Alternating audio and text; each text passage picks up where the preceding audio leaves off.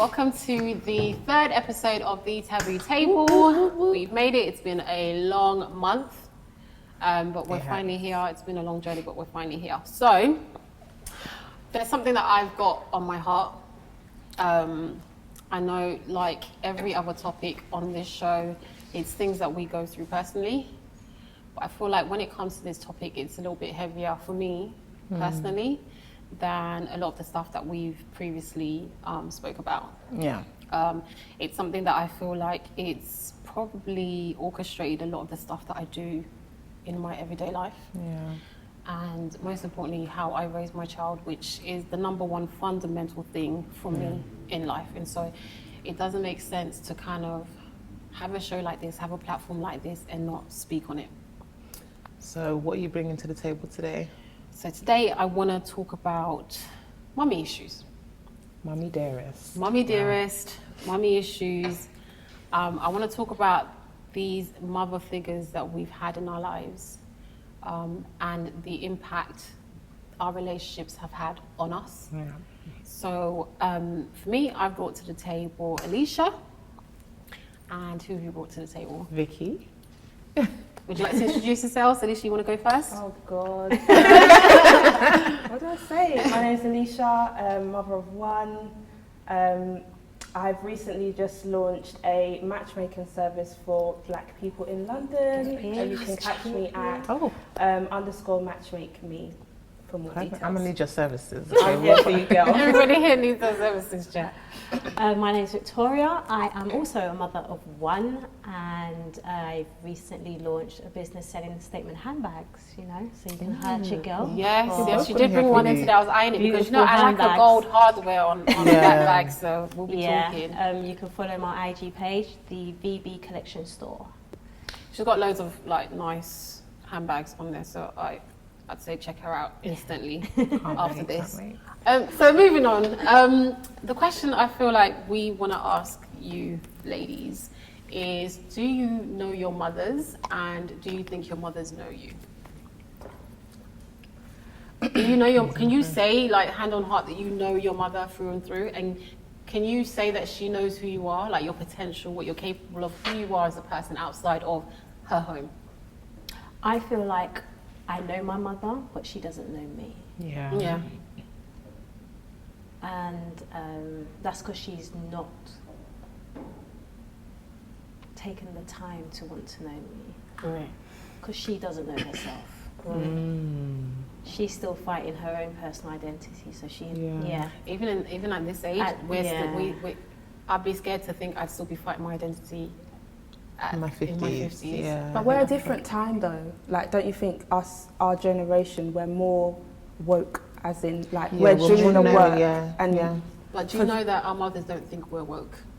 Because they come from a different era. It's a different time. Yeah. You know. So do you think your mom knows you? No. Do you know her? No.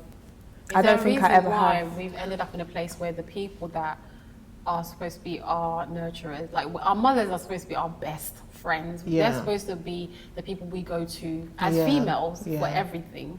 Is there a reason why we've ended up in a position where we don't know them and they don't know us?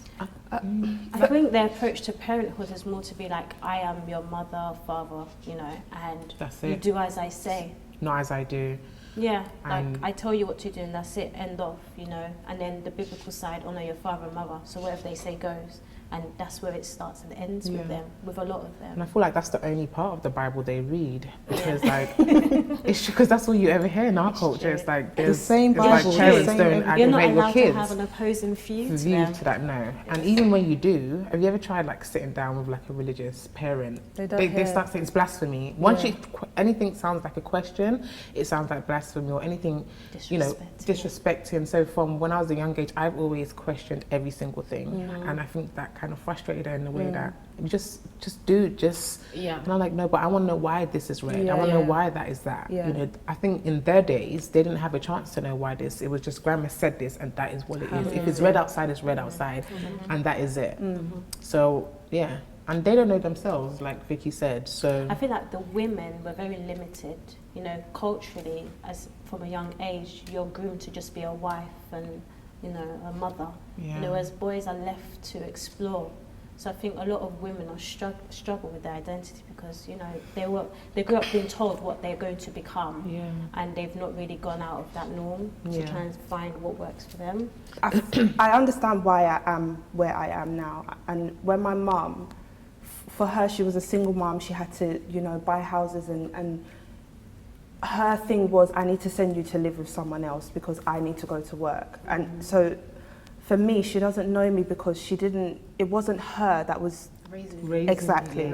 I've lived with her for limited times in my life, and each time we've tried to live together, it just doesn't work because she has her ways, I have my ways, and I'm not going to compromise on certain things because I just feel like when it was you that was supposed to, and I get it, I understand why, but this is... But you still don't, just because you can rationalise something doesn't mean it has to be acceptable. Right. Do you understand? We can all make sense of a lot of stuff that's happened in life. Doesn't mean, you know, should you be happy that it happened? No. For me, my mum didn't raise me. So the story is that I was born, and then 6 months later, I was taken to Africa to be raised by my grandmother, which is why I say my grandmother is the person that I first saw as a mum. And the way we lived in Africa, the family unit, there was never mum and dad, it was like a whole family. You understand? So I never had that relationship with my mum to begin with. I then ended up in this country at age 8, and it was like, oh yeah, I'm your mum, like call me mum. So we didn't have that foundation, and then everything that happened after that was just so rocky. And I think we just never were able to come back in gel. And so now when I look back, I don't know, I think, was that to blame? The fact that she sent me away, you know, like yourself, even though it's a bit different, the fact that I never had that, you know, start up with her. But then again, that can't be said because you've had your start up with your mom. I've had my start with my mom, but it was so funny because even my mum is still in her marriage and still married to my brother's dad, and I still feel like I grew up in a single parent household because most times he was back home, and I feel like with the, you know, the isolation or maybe the loneliness or the frustration of, you know, being a single mother to these 2 kids, even though you're meant to be married, I just feel it was work. It was very, you know, my mom's about get your money, get your bag, work, work, work. So really and truly, by the time she's coming home, I don't really feel there was a space to understand her or for her to understand me, because I had childminders and I had people that were, you know, taking care of me as well because she was working. So yeah, us knowing ourselves during that time, no, we didn't have What was the first instance that you kind of realised that me and because it gets to a point for me where I kind of, the side of me that looked at her as a mum, it kind of went away. I kind of then started just seeing her as a person. Yeah. And I remember it was a gradual process, but there was a time that I got to and I was just like, me and this woman don't get along. When was when did you start feeling like there's something that's not gelling? I think from when I feel like from my first memory, from about 4 or 5, I just felt like, you know, watching Matilda, I just felt like, am I meant to be in this family? Yeah, I just felt different. Yeah. And yeah, I just felt different. And I think, you know, my mum experienced, you know, abuse, domestic violence, and even just watching that, I was like, to me, that was my norm. Coming home, seeing them fighting, that was my norm. So yes, I knew something was wrong, but I didn't know it was that wrong until I go to like my best friend or friend's house. And it's different. Or someone else's house, and I see their family around a dining table of 6. And you're just like, they hold hands to pray before dinner. You know, they bath time, and just no yelling. And I was like, there was structure. So I was like, that's when I thought my first instance of you're different is when I went to other people's homes, and I was like, so this is what family is meant to be. So what am I living in? What am I living in? You know, the madhouse. And yeah, I feel like it was after seeing people. In primary school, I actually ran away from home twice. Those 2 times, my mum never came to look for me. It was just my dad. And then that was fine. Then college was primary school. Primary school, yeah. Primary school. What year are we talking about? Because primary. I think it was like year 5, year 6. I attempted this. So that's like 10. Yeah. Damn. Then college was the final straw for me. My dad was away, Nigeria, and I went to Carnival with my friend, Didn't think anything wrong with it because my parents used to take us to carnival, but it was always on like the children's day, so I think that's a Sunday. So I decided, let me go with my friend. My mum's at work, so I've left my siblings at home, so I knew I needed to be home early. So I got home for 8:30. Arrived home, my siblings are not opening the door for me. Why are you not opening the door? Mum said that you can't come back in the house. Okay, cool. So I've gone to my friend's house that night, gone back home the following day, still not allowed in. Okay, gone back to my friend's house, gone back the second day, still not allowed in. I thought, okay, this is odd. So the third attempt, I went to church. My mum's a Catholic, so I went to the priest, explained the situation. He's now come with me to home to beg my mum to let me in. He's a Nigerian priest, so yeah. So we've gone in, we've had a talk, he settled things. Gone upstairs to my room to find everything I've owned has gone. Just scatter. Yes, she had thrown it all in the bin. Wow. That's Because when I of knew carnival. That's when I just knew that. Yeah, Do you know she what makes doesn't me want me uncomfortable as her about daughter. that? Yeah. Do you know what She makes me doesn't want uncomfortable about that story is that she used your siblings to lock you up. Oh, Yeah. she did that a lot. She A used lot to of use me times, to yeah. do that to my dad. And do you have My siblings? first experience, oh God. I have a sister Right. but we don't have. And that will normally be primarily due to Your the parents involving your siblings, involving the siblings and them disciplining you. Yeah. I mean, only up till recent, me and my brother, like, I told him I made the effort, I intentionally made the effort that we are going to be close because their shit has nothing to do with us. And part of reasons why we weren't close when I was younger, because not that I resented him, but you know when your parents put you against your siblings, I mean, there's 9.5 years difference between us, and I will get like slapped in the face to wash, because boys are not meant to wash plates. But in a household, in an African household, the younger ones are meant to wash the elder one's plates. So it was weird that because I'm a woman, or she saw me as a woman, everything my brother had to be catered to. I had to wash his dishes, I had to do it. I was basically like a second parent. And that's when I know that the upbringing was different. And I feel through that I would not get close to him, because I was like, I'm like an outsider, I'm like a black sheep in my own home. And yeah, I just felt... So similar, like I said, when I came from Ghana to England, I think like these two people, and that's not to be disrespectful, just because like I said, my mother and father figure are not the people that, you know, I call my parents today. They had their family set up, so they had my brother and my sister, and then I just kind of came into this family. And I think when I was coming from Ghana, I was this woman was kind of held up there, like, oh, that's gonna be your mom, and you know, she's gonna be this and this and that and this and that. And when I saw her face, I'll never forget the day I landed and I saw her face, and she sat me in her living room, and I was like, oh my God, she looks so much like my grandmother. So it gave me comfort, because I was like, okay, I'm not so scared, like, you know. Trust me, because when you're a kid in Africa, they tell you all types of fairy tales about what their England looks like. Somebody even told me that when I get here, I'm going to be walking on foam. Like, the roads are made of foam. I swear to God, yeah. Like, I was the kid from Africa that just landed, and I was just in a madness. I thought cars drove on foam when I got here at age. It was crazy. But so when I sat down, I looked at her, I was like, oh my God, she looks like my grandmother. Like, it just made me feel so at peace. And so for me, a lot of the issues that I have with my mum right now is, I think I held her up as a superhero almost, or as some type of, they gave me too much expectation of her. And so when she started to turn on me, when I say turn on me, when I started to feel like, does this woman like me? Like, am I actually, but if I didn't look like me, if I didn't look like her, I would be in Matilda's shoes and think I was adopted. If I didn't look like the woman. And I just remember that there's things that she's done that I felt betrayed as, like, you're my nurturer, you're supposed to look after me. I don't care about the boys, I don't care about my dad. I came looking forward to meeting you. And I felt like, you know, I have a child, you understand? When I was about to give birth, I had an idea of what my child was going to be like. I thought, because I'm like, you know, this extrovert, introvert type person, that's what my son's going to be like. Because I don't like to get, you know, taken for no dickhead, I thought that's what my son's going to be like. But my son turned out to be a very, like gentle soul. And then I had to learn him. I then had to make myself adaptable for him. Because there's no good shouting, cussing at a child like that. He's not going to receive what I'm trying to tell him. True. Yeah. And I feel like our mothers don't have that instinct. Yeah. They don't know our love language. They don't. No. They don't. They don't. You know? They don't And care. when They you don't become a understand that there mum, are it's love like what you said. languages.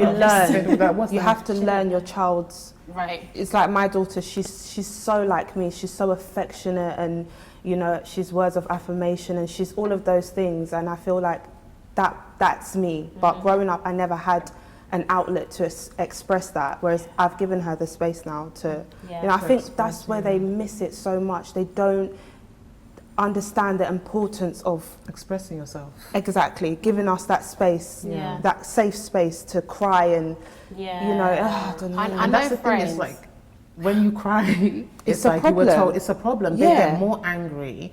It's like you get beaten and then you cry, and it's like you get beaten if you cry. Yeah. So from a young age, we're taught to repress our emotions, and Yeah. so dealing with that older now, I could see where maybe anger issues will develop, or you not being able to really express yourself Yeah. because you were not allowed to. Yeah. You're seen Yeah. as wrong, so Yeah. that's why you hold all that in. A lot of it for me boils down to, like I said, when I think I've always taken this mother thing so seriously, especially when I became a mother. And I think I became angrier when I had my son. Same. Because Protective. Because she always used to tell me, you'll know when you have a child, you'll know when you had a child. So I was like, I'm about to have a child, I'm about to feel the energy that she's been giving me. But when I had a child is when I felt like there is no way in hell I'm going to do to my child what this woman has done to me. And you know what, recently, not so recently, but a few months ago, she tried to reach out to me and she tried to come to the house. And I've always said, the only way I'm going to be open to a conversation is if you can tell me one thing that you've done. Yeah. But she is very much in a position where, I don't know what I've done, so if you want to just tell me, no. You No, need Because to part of me, identify you need to Identify identify yourself. as yourself. yourself. Accountability. Because I'm not Yeah. about to sit here and say, because you know, we could go on for days. But if you can come to me, if you can meet me halfway and say, do you know what, I think when I did this and that, this might have impacted you this way. Yeah. But it's very much like they have, I don't think they know how That's to what I was do gonna that. say. They don't I know don't how think to they do know it. Not Like- that I'm making excuses. I genuinely do not think they know how to do it. I think they listen. I They're shout messed about up. this all the time. They need to go to therapy. The people that need to go to therapy, they don't go. They don't it's us go. that we need therapy because of the people that won't go. Honestly. The trauma. And it's like, I know from some things my mum does, I already, before even knowing about her history or whatever, I could tell you've been through a lot. To be this upset, to be this angry, your childhood must have been 10 times worse than what you're giving to me now. But that level of accountability to say, I need to change, they don't know how to. You know, now we have social media, you know, mental health awareness and all of this. We're more exposed to what trauma is. I didn't know what trauma is when I was younger. I had no idea. I just knew I was traumatized. Didn't know why. And yeah, I feel they just don't know where to start, and they're not. I mean, it's tough because I get really annoyed when I think about it because I know that my mum knows. I know this is her career. I know that she just doesn't want to. Right. Yeah. And for me, that's when I was like, I can't You be can't doing deal it. with That this is something. impacting me too much. Yeah. I have to choose myself because it's affecting 100%. how I'm parenting my daughter, Yeah. and I'm not having her go through this. So until you're ready to do what you need to, and it's sad, but it's like it's gone on for too long now, you know.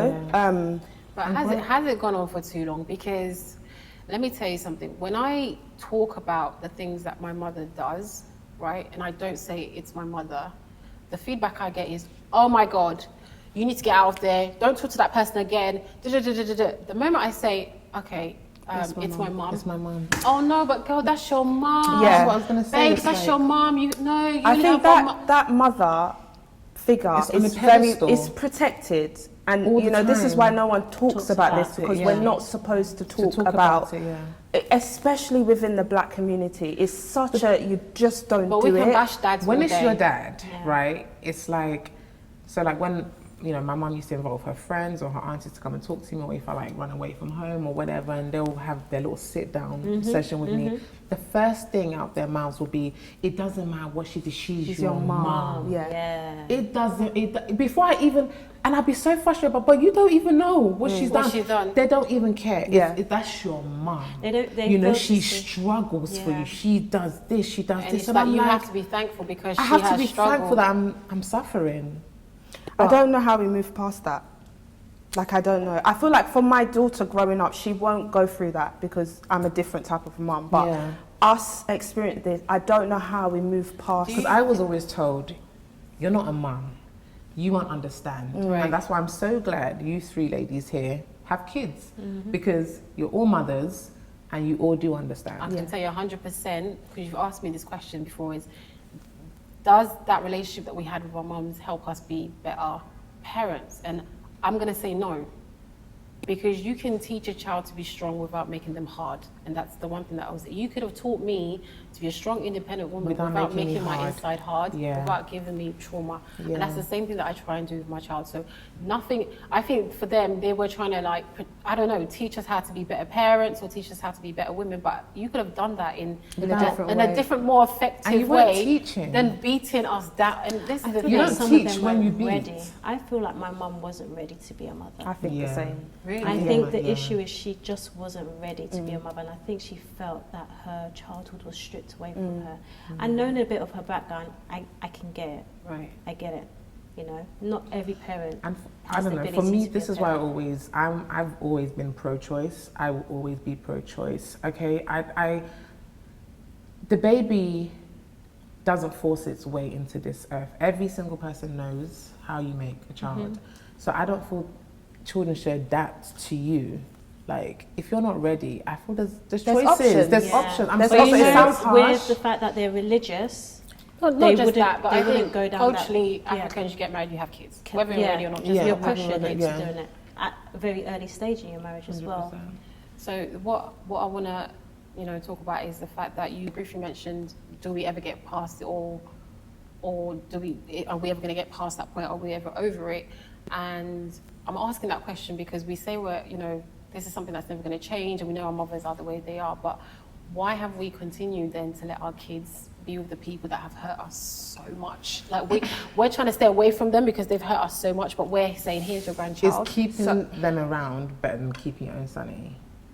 No, because we've kept them away from us. However, we're still doing the drop-offs because... But the relationship they have with their grandchildren is so different. And, so different, and here's my thing.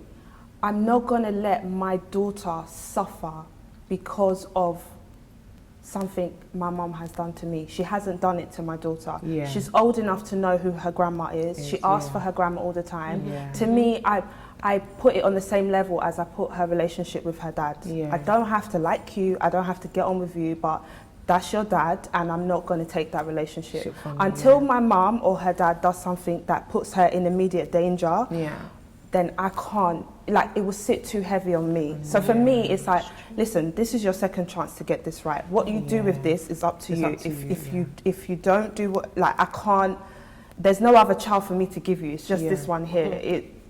This is, I don't know what the future looks like in 5-10 years time. My daughter will have to make that decision. I feel like I'm probably a stage after your stage, because I did speak a lot about I don't get along with this woman, and I tried to make it work whereby my son could have a relationship with her and then I wouldn't.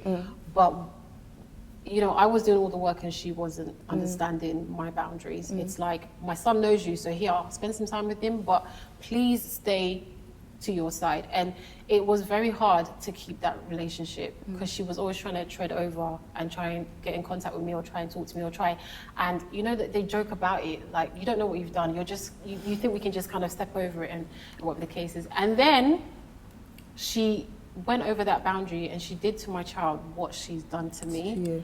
And for me, I can take all the beating in the world you want to give me, like, you want to be the mother figure, you want to do whatever you want, you can verbally do anything you want to me, but when you turn it onto my child, it's different. It's a trigger that I'm not prepared to allow. Like, what I've allowed for myself, I can't allow for my child. 100%. So with my mom, it's a lot of, she, the power of the tongue, she says things that you can't take back. Women and tongue. Do you understand? You can't, for me, when I'm arguing with somebody, I know that I never want to speak to them again. I can say whatever the heck, do you understand? But when you have so to wake my up, mum is one that will start with that unforgettable thing. She doesn't mind letting it fly. And then when she feels comfortable, she's like, oh, let's play. You can't put things out in the universe, speak bad on me, speak bad on my child, and then you know, take it back. So the last thing she did, and I said to myself, do you know what? I feel like all my life, all I've done is beg for a relationship with her. Not physically, but I feel like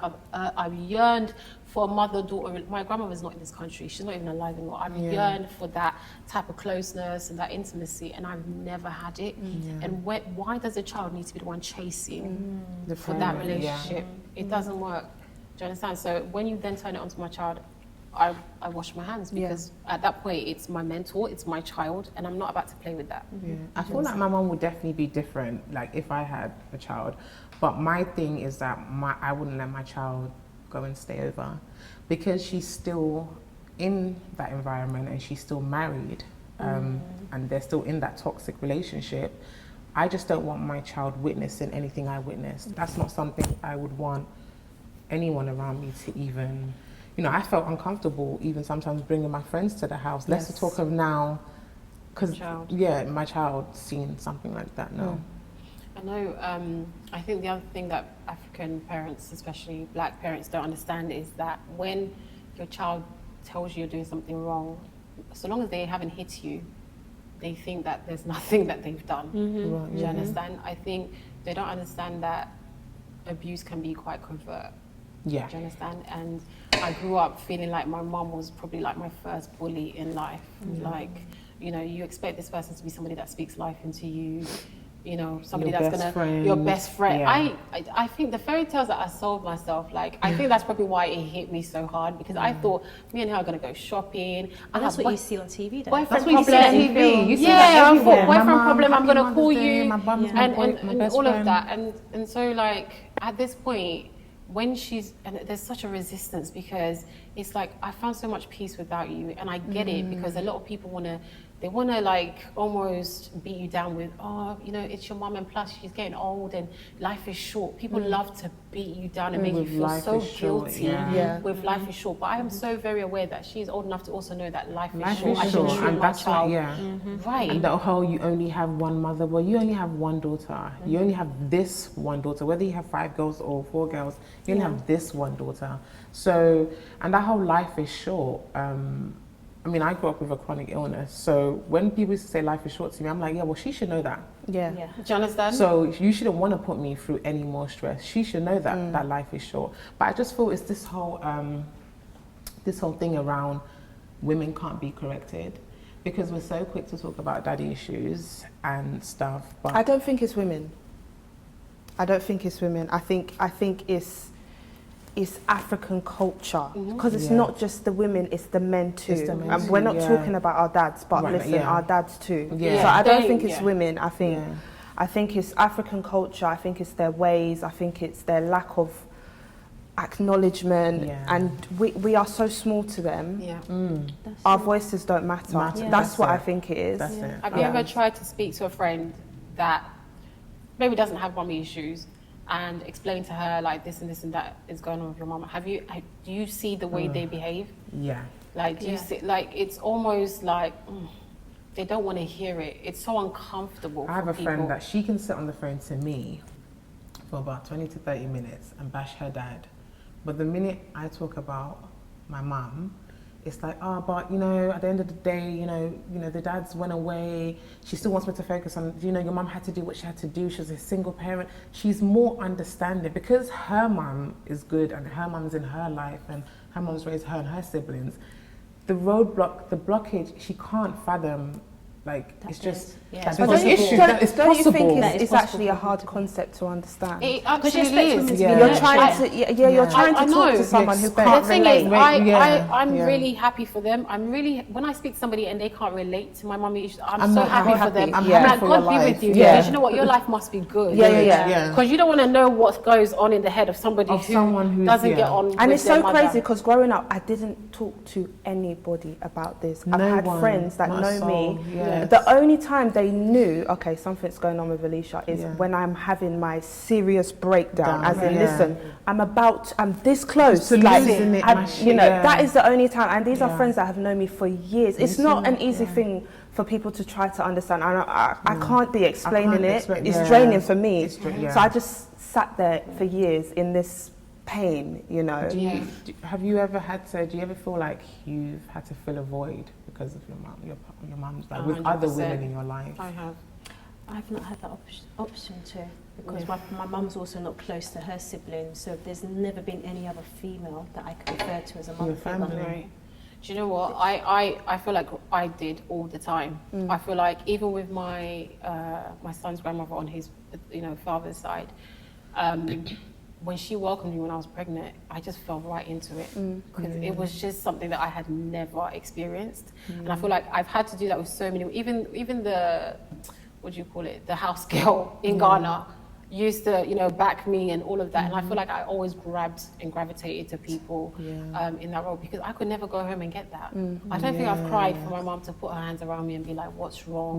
Blah blah blah. No. She'll be in that couch eating and watching Judge Judy, and it's just like, what rubbish. Do you understand? And so I think I've always craved that. And do you know what's crazy though? There has been times where she's seen me do that and it angers her. Yeah. Why are you angry that I'm seeking something that you're not ready to They get jealous. Because they get jealous. I think it's the embarrassment. It's like, I'm your mum, I'm the only... Show me. They don't know how to do or that. Or even close to my friends, when like my nan, she'll be like, that's not your mum anyway, like you only have one. And I'm like, then be a mum. Then be a mum. If you don't want to see other... I don't want to go outside and look for one. Figures in my life. Be a mum. I always wonder... I would love to ask my mum this. What do you actually think a mum is? Because to me, you think a mum is, I've housed you, I've done this. And to me, it's like, I would rather not have any of that. I want my mum. The same way you see me mum my daughter, I want you to mum me. At my big age now, I still yearn that mother. And I find it in other places, and she hates it. But it's like, listen, I'm human. I need that. Everyone needs their mum. Everyone needs their mum, and it's like you said, everything is like, for me, for my mum, everything is financial. I feel she feels a mother is someone who is transactional, who can feed her kids. I can put a roof over my kids. I put clothes for my kids, and I put my kids through education. What more do you want from me? That's it. Now you're being ungrateful. It's like, if you want more than that, you're ungrateful, and it's like. You can have all the money in the world. You can fly me to Paris. You can fly me to Disneyland. But if you can't do my homework with me, you can't... I can't figure out one time. I fall down. You can't kiss my wound. You can't hug. No. I used to get so uncomfortable. I remember secondary school, girls would just, hug. When you see each other, hey girl, I would be so angry. I would hug like this. Like, why are they touching me right now? I'll feel like they're invading my personal space. And it was like, no, hugs are normal, Lowlah. Hugs are normal. But when you don't get hugs, it's like, it's foreign when you finally I think I was the opposite. Like, I'm affectionate to the highest. Like, my friends, everyone, because I never had it, So I guess for me it was the opposite. Like and I'm still like that now. And this is the thing. I don't think there's a part of us that's going to ever let go of.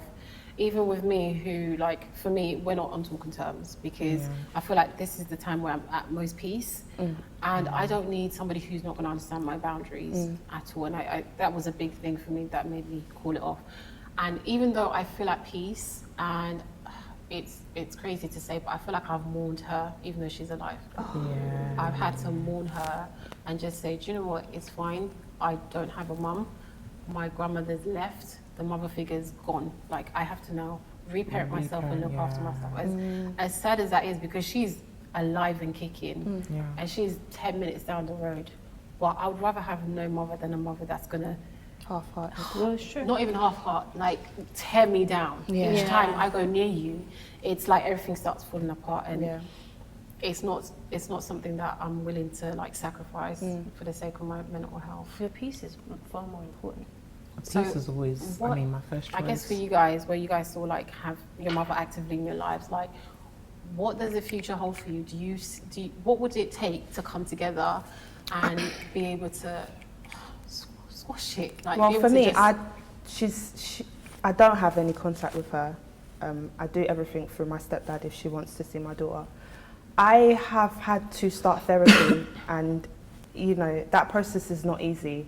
What I'm not prepared to do is open the door for someone who is not doing their work. So for me, I've made peace in knowing that I've offered her before any of this, you know, before I closed the door, I said, please, can we go to family? Can we do? She said no. And if until she's ready to do the work she needs, I'm not willing to have. Right, and I think you're in your right to do that. I suggested therapy, and that's important for everyone. You know, my aunties came to the house the next day and said, "Is it true you've called your mother crazy?" And I was like, "Huh?" Like, yeah, you told her she needs help, and I said, "No, I said we need therapy." But there's nothing. So I know it's never gonna happen. So what I did, it's a stigma. stigma. So what I did, I carried my bags and I did therapy on my own. Yeah. And so now what I've learned to do is this thing called I distance my soul from her. So I try, when she's in my presence, I've just, like you said, you've mourned your mom. I've mourned her in the sense that I know she would never know who I am. Never has, never will. So when I'm in her presence, it's for showtime. I put showtime on and I just block out my emotions. So when she does her things, it's like, okay, you're leaving in about 2 weeks. Like, block it out. I don't let her, the emotions that I come to her with is just very distant. It's not myself. It's just that I'm just doing this for the peace of God. But family unit. You're just family unit, for peace. What about you? I've made peace that the relationship with my mum will be transactional. I drop my son, and I pick him when he's done, and that's the best I can do. It's the best I can give. You know. And it's sad because for me, because I was like you, my son was going there, and you know, he kind of saw this transition from, oh, you talk to grandma. Why you not talk to grandma? They see that. They know. And when it came down to me locking her off, the one thing that she used to do to me as a child is she used to put abuse right in my face. And I said, if there's one thing I'm not going to do to my child, is expose him to something that is abusive. And when because anytime you expose children to abuse, you chip away at their innocence. And I said, single mother or not, my child's not going to see a day of that. Do you understand? It's not going to come from me, at least. So when you've allowed that to happen and my child's seen that, that was it for me. So now I'm sitting there and like, I don't know what revelation she's had in life, but I'm thinking, I've spent all my life trying to reach out to you and be your friend to start with, before we can even start saying mum, daughter, whatever. And she's at a stage where she's gone through my friends to try and reach to me. She's turned up at my house. My dad was calling me like, let your mum in. I was like, no. Do you understand? I never thought I'd be in a position where my mum would be at my door knocking and I'm like, I'm not letting her in. So when she finally got in and she came with the talk of, just, you know, tell me what I've got to do. It was like she was now rushing me. But excuse me, I've spent like 2 years in therapy just trying to get into a place where I'm okay with you. You can't come and rush me. Just tell me what I've done so I can apologize and we can move on, because life is short. That's how she was moving. And I don't think it's sorry we need. I think it's not acknowledgement. Sorry. I need it's acknowledgement. accountability that I did is. do wrong. I did this. Do you understand? I'm sorry I hurt you. And it's also, stop making me feel like I'm crazy. Or these things didn't happen to me. It's too much. The gaslighting, if I try and bring it up something, my mum would be like, "What? Are you having an episode?" oh my God. So I started being like, what's wrong with me? Like, why am I not getting over this pain? So when I spoke to this, let me tell you, I feel like I'm gonna have therapy for life just because I like it. And I feel like any part of your life, you always come through difficulties, whether it's your career, husband, kids, whatever. But I purposely said, I want a white therapist first. Wow. Yeah. I want a white therapist first. I'm going to have a black therapist. And the reason why I want a white therapist first, because I want someone with a blank canvas. I want someone that when I'm telling them my story, their faces, they're going red. They're like, this is not normal, my dear. I don't need a black woman saying, I don't want you to understand. You know, African mums are going to be like that. I don't want black, you to BME, I don't want it. Let me talk to the white person first and then when I'll say something, she'll be like, well, of course you had to deny your reality because then that would need accountability. I was like, huh? It took one session for me to understand years of pain. And I said, why doesn't everyone do this? So for me, the gaslighting, making you think you're crazy is probably the madness. It's the worst part of it. So is it a lost cause then? Are we kind of just going to be these women going through life trying to raise children and the mothers, we're never going to have closure? What do we hope? I don't believe in closure. Okay. I personally don't believe in closure because I feel for you to have closure, that person, it's like breaking up with a boyfriend. If the man didn't think he did anything wrong, you're not getting any closure. You're going to be more hurt than before you seek the closure. I feel if you can both come to a space where, if you can both have therapy, good. If you can both come to a space where there's understanding, good. Work on your relationship. But I feel like if you know that's a dead end, it's not going to happen.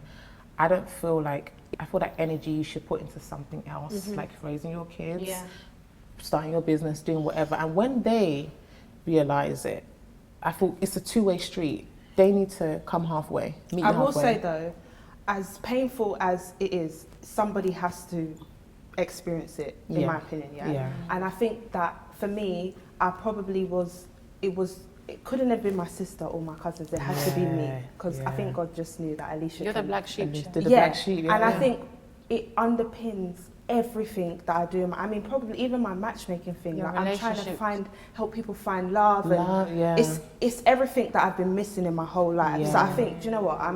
It's been horrible. It still is. But I'm grateful for it because it's changed. I don't know if I would be who I am today. You wouldn't be. And that's the good, the bad, and the ugly. That's all of it. It's, you know, it does affect you in every aspect of your life. Even when there's an undertone always with every other relationship that you have. I feel like the sibling or the child with the biggest grace always has the hardest. That's what they call us. They call us the black sheep of the family, because you're a bit different. So this load has been put on your shoulders to carry, and you've got to break that generational curse. And I'm just like, but I don't want to be. I get tired of carrying the curse load. Breaker. Yeah. So where are we now in terms of? I want to talk about moving forward, because I feel like there's a lot of threat, and a lot of people do like to, pull out this life is short card, and there must be a little tinge of, oh my God, what if the worst happens and I've not? Because we watched Oprah not too long ago talk about the only closure she got was when her mum passed away. Yeah, I mean, we didn't know Oprah had an issue with her mum. It was very painful to watch. It was very painful to watch. I felt like that was the only time that she forgave her mum. Was on her deathbed. She never said exactly what her mum did to her, but she said, you know what, I know you did the best with what you had, and I forgive you. Yeah. And I just thought, damn, I'd be damned if this woman don't know what she's done to me until that point. I feel for me, the biggest heartbreak for me would be my mum apologizing on her deathbed. I feel that would be the most. Yeah, it's I honestly don't feel I was even for forgiveness at that point, because I'll be mourning two loss. I'll be mourning her, and then I'll be mourning the fact that it took you till. So you did know. So you did know. So it took you to this time to get sick, but you chose to. But we know that they know. I know that she knows. I know that she knows. If she does that, to me, that's selfishness, and I'm not going to forgive you. Yeah. I've made I forgive you now. Do you know what I mean? You don't need to have access. We don't need to be accessible. That's what I said. I feel like when I was younger and I was going through all the madness, it would have been amazing to have a mom. Like, it would have. Damn, the stuff that the rapes happened, the molestations happened, the cheating boyfriends that happened, the relationship breakers. I needed you then. Do you understand? I needed someone to run to, a woman, a female that was going to help me and hold my hand. Now at this age, I've been through it all. Like, what do you want from me? And when they always say, when you're a mother, well, if you're teaching me everything negative about being a mother, how do you think I'm going to raise my kids? Because that's the main reason I did therapy, not to get over this pain from my mother, I don't want to be fucked up. I don't want to be like you. I don't want fucked up kids. I don't want my kids in therapy because of me. Can I ask though, obviously I know you don't have kids, but for the two of you, do you think that you have any behaviors that are similar to? Because for me, like, I grew up and it's the shouting and the screaming and that's your first reaction. And I think sometimes when my daughter drives me crazy, that's my I got that from my mum. So do you have I did it, and it was horrible, and I really struggled with it because I beat myself up. And then I have to remember that I've learnt these behaviours. And again, when I tell you the type of child my child is, he doesn't deserve the type of mother I was about to be. Right. Okay, he couldn't handle me being that person. So I had to really sit him down. And you know what, he's 8 now and he does it. And I'm so proud of what we've built because I was able to help him understand that, do you know what, if mommy acts out of line, check me. I don't care if it's in public, I don't care if it's at home. you need to check me. Yeah. And sometimes he'll be embarrassing me outside the house. But I would rather he voice himself than to be than go to bed and be crying. Have you ever cried internally? Oh, have I? When you are choking. Inside. I think that's People the worst believe pain. kids can't be heartbroken. You don't can understand. be. I've had too many nights where You I've can be. choked my tears down because to even cry, you're about to get beatings on top of it. On top of it, yeah. Let me So go and you cry hold. inside. So you hold that inside. I couldn't put up with myself if I knew my child was feeling that type of way because of simple communication. Yeah. So even when I tell him off, he's got to understand why you're being told off. Do you understand? And some people want to be, oh, you're so white. I would rather be white and have good Westernized, not white. Yeah. And have good communication where my child it doesn't fear me. He respects me. That's it. And respect is like, you can't beat respect into someone because that's not respect. Now they fear you, and even fear can make you can kill someone you fear. But do you know what though? I find the whole that part of being raised when we were younger, it has a different effect. Oh yeah, as it does. Like you just end up not speaking. Yeah. So what is it for? What has it done? Like for my brother raising, because I feel like he was practically my child. For my brother, I was definitely part of my mum. I was definitely harsher. So where I could have just say do this, I would maybe cuss him or shout, and it's like, I could have just said this. Why did I have to get so worked up? Why did I have to go to hundreds to just communicate something so simple? And it's because I was frustrated. And it's because when I'm frustrated, I couldn't communicate how I wanted to because of repressed emotions. So that's something I've definitely taken notice on. And what kind of habits do you think you've picked up from like your mum that you had to shake off or? Definitely raising voice. Yeah. That would be my first reaction whenever Hezi did something that was just ridiculous. But I've learned to just be calm before I address it. Because you don't get the results that you want. Exactly. And I'd sooner have my child free and open to talk to me than to be hiding anything from me. Your mother needs to be the person that when you get in trouble, when you're happy, when you're sad, you call. It doesn't matter what you're going through. It needs to be like, I'm scared, I'm in trouble, I'm going to call my mum. It shouldn't be like, I'm scared. Oh, hell no, my mom can't find out. I want my children to come bail me. I'm that I will bail you out. Whatever it is you've done. Seriously, I thought that's the relationship I want to have my kids. Like, I don't want outside to teach you things you need to learn. If you want to start drinking, if you want to do certain things, you can learn from me. Yeah. You can learn from me. Your mom's been a bad bee, you can pick it. Still. You can pick it up. I feel like when I hear, my mother's my best friend, I'm not surprised by it because that should be who you run to. And it's unfortunate, and it's a bit of a lonely existence when you don't have that figure growing up. But 100%. the important thing is that we're not going to get to choose how we navigate this life with or without them. So we need to just learn to, as we're given the gift of motherhood ourselves, we need to make sure that moving forward, we break those damn generational curses and we don't pass that on to the next generation to be stuck in therapy for the rest of their lives. So if your mums were watching or, they might see this, they might not, what would be like the one or two things you'd want them to take away, most importantly? Do you want to go first, Alicia? Oh, God. God, it's hard. It's hard. I don't know. I don't know. I think more than anything, I just want her to really understand the impact her ways has had on me, and it's taken me years to come to this decision to just exit out of that, cut that off. If it wasn't for my daughter, I honestly don't think that there would be any ties. So I just, more than anything, I honestly think God just gave me this little girl, and she's just everything I was. I think I want my mum to just use that opportunity and do better. Do better with her. Because it would kill me if my daughter just, if she has to feel these things. Right. I won't know what's going on there because I'm not there. No, but they love their grandparents, they come back and they talk about it. They do. It's so different. Yeah. It's almost like they're making up for lost time with their grandchildren. Well, I wish I had half of that, but what about you? What would be the one or two things you'd want? What I'd say to my mum, just to be honest with yourself. mistakes happen. We all make mistakes, and there is no rule book to being a parent. You learn it on the job, you know. And I feel like maybe she's scared of feeling like a failure, because obviously there's certain other things that she's gone through in life that's made her feel like she's failed. So she doesn't want to accept the wrong she's done because she doesn't want to feel like she's failed. She's failed, yeah. You know. That's a trait of narcissists, actually. They don't want to feel like they've failed. That so is they pure want. narcissism. That's what most of it is. It is narcissism. What about you? What would I tell my mum? What Get would you? therapy. Because Join us on the table, ma'am. We see you watching. No, but for real, like, sis, I know you're hurt. She said sis. Oh, sorry, mom. I know, like I'll say, I know you're hurt. But speaking of sis, though, before you actually go into it, if our mums were like the girl them, would you be friends with them? No, knowing what you know about your mum, if she was one of the girls, would she be one of your I wouldn't be close friends with most of my family if we were not black. It's okay. Them Would you? Would your mum be one of the girls where you'd feel like she's got the attitude and the morals that I want around me?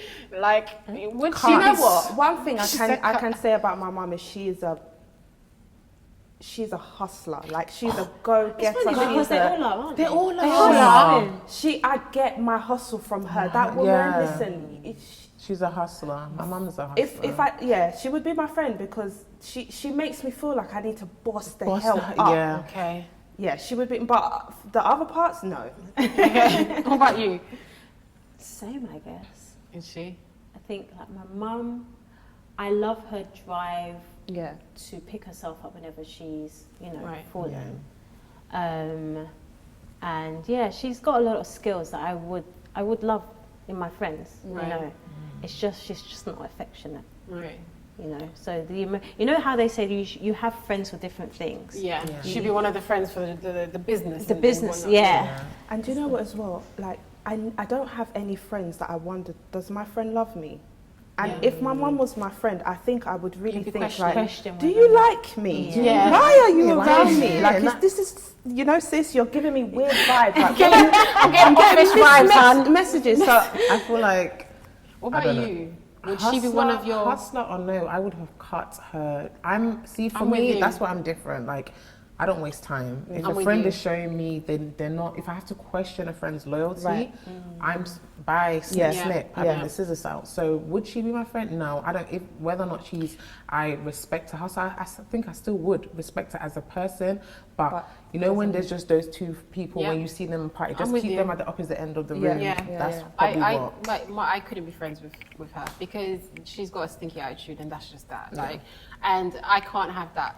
Her energy is very draining. I get that. It's sucking the life out of you. And so my mum would not be one of the home girls. She's like, peace. So my advice would definitely be like, sis, hurt people. I know you've been hurt, but you're bleeding. Do you believe that? Sorry, do you believe that? Because I feel like we're hurt. But we're hurt with a certain level of awareness, and we're not ignorant. Right. When you don't have awareness and when you're also ignorant on top, you can be educated and still be very ignorant when you use culture to cover up your mess. And that's what a lot of African parents do. They use culture back home. To Bible. You had to struggle like that because you're in a rough neighborhood, downtown Lagos. You know, there's thieves, there's all of this, and you know, some of our parents had to go fetch a pail of water from 1 mile to come. We're in a house. We're in London. There's water coming out the tap. There's here. We don't need to struggle. We don't need to suffer like they did. So that level of, they still raised us like we're born back home, and it's like you can't. Yeah. We weren't born back home. We don't have the same struggles. I didn't have the same struggles as my mum growing up. So that upbringing. So what advice would you then give, or what would you say to your mum in terms of like this conversation? What would you want her to get out of everything we've discussed? I'll tell forward. You know, you've basically bled on people that didn't cut you. So yeah, get therapy and get help. And yeah, hurt people do hurt people when you're not aware you're hurting people. Just always try and evolve, because what I think we can all say in common is I feel like our mums haven't really done the work to evolve. Definitely not. So that level of self-awareness they don't have. I don't have so much of advice, but I'll say what I've learned from my mother is that I need to be a woman of my own. I think a lot of her passive aggressiveness came from who she chose as a partner, and then she fed that into her children. And I think if I've learned anything from her, is that I need to think and have for myself as a female. And whether or not that looks bad now, you know, because a lot of people look at me and think I'm hard in the way I approach a lot of things, but I'd rather be that than unfortunately end up, I don't know if it's bitter, but angry like they are. So yeah, I think that's one of the lessons that she's taught me. And if I had anything to say to my mum, I would say think hard, because that insomnia, is it insomnia or is it amnesia that they have, it doesn't help when you want to get two people together. We need to meet halfway. Yeah. You can't work, no one can work in a relationship on their own. It's, the second person has to, it doesn't work like that. Second person has to want to do the work as well. Yeah. So I know you guys kind of plugged yourself in the beginning, but can you let us know where we can find you on social media, Vicky? Oh yes, so my personal page is Alicia and Vicky. Should I spell that out? You guys should spell. No, you don't. We will spell it out. And my business page is DVV Collection Store. Lovely. Alicia? You can find me at Alicia Aries or _matchmakeme. So yeah. Lovely. Thank you guys so much for coming. I think this conversation's a lot. It's one that a lot of people probably need to speak about, but we're not speaking about it. So I think us starting the conversation is hopefully going to help a lot of people be seen and heard. And this is just one of many on this specific topic. So I'm so happy that you guys came to kind of break ground. Thank you for having us. Thank you so much. Hi everyone, welcome to another episode of the Taboo Table. As you know, at the beginning of each episode, we ask our guests to give us a couple of words to live by. I've got Alicia's one here, and I'm going to read that out, and I really love this one. She simply put, I am worthy, which I think it's something that I probably wake up and say to myself every day. And it kind of just sets the tone for your day. So I think when you get up, remember Alicia and tell yourself that you're worthy. And Vicky's was similar, but I love this. Be your own kind of beautiful. And I just feel like that's just, you know, accepting yourself for who you truly are. Right. And no standard of beauty, so. No standard of beauty, and evolving in that. So I love this. I love that one. Thank you so much for watching, guys. Don't forget to like, subscribe, and comment below, and share with a friend, of a friend, of a friend, of a friend, of a friend, of a friend. Here we go.